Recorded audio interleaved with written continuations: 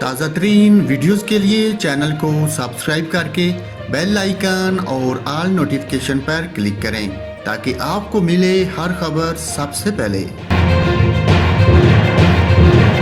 ناظرین، لاہور میں افسوسناک واقعہ پیش آیا۔ لاہور کے علاقے بادامی باغ میں مدرسے کا طالب علم استاد کے مبینہ تشدد سے جان بحق ہو گیا۔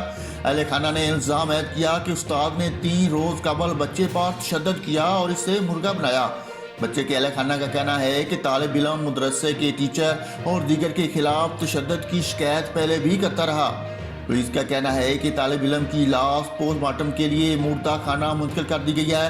مدرسہ انتظامیہ کے افراد مفرور ہیں، ان کے خلاف مقدمہ درج کیا جا رہا ہے۔